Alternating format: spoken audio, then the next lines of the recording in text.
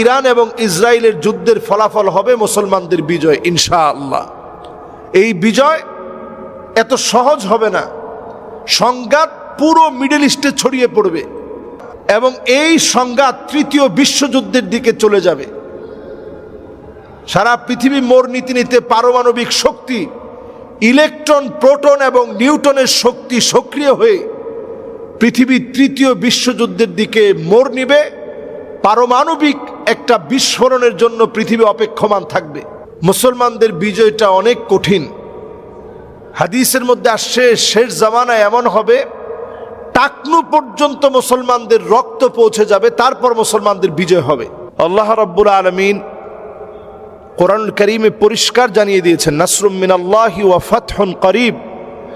আল্লাহ রাব্বুল আলামিন অবশ্যই বিজয় দান করবেন, অবশ্যই মুসলমানরা বিজয়ী হবে আল্লাহ রাব্বুল আলামিনের সাহায্যে। বর্তমান ইরান এবং ইসরায়েলের যে পরিস্থিতি আমরা দেখছি, নবী সাল্লাল্লাহু আলাইহি সাল্লামের একটি হাদিস আমি স্মরণ করিয়ে দিতে চাই, ইউশিকুল উমাম আন তাদা আলাইহা কামা তাদা আল আকালা ইলা কাসআতিহা আও কামা ক্বালা আলাইহি সালাতু ওয়াসসালাম। নবীজি সাল্লাল্লাহু আলাইহি ওয়াসাল্লাম জানিয়েছেন, সারা দুনিয়া একত্রিত হয়ে যাবে মুসলমানদেরকে গিলে খাওয়ার জন্য। সারা দুনিয়াব্যাপী মুসলমানদেরকে মারবে, কাটবে, যার যার মতো করে মুসলমানদের মারামারি, মুসলমানদেরকে হত্যা করা, মুসলমানদেরকে শেষ করে দেওয়া।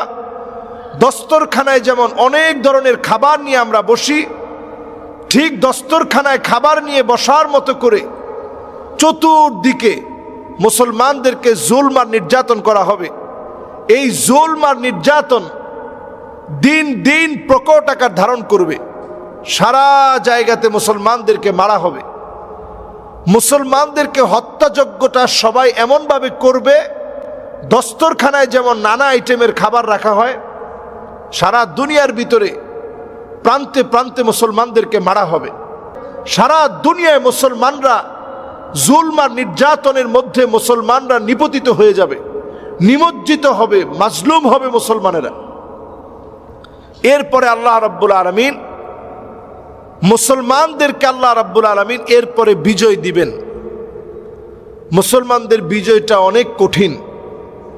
হাদিসের মধ্যে আসছে শেষ জামানায় এমন হবে টাকনু পর্যন্ত মুসলমানদের রক্ত পৌঁছে যাবে, তারপর মুসলমানদের বিজয় হবে।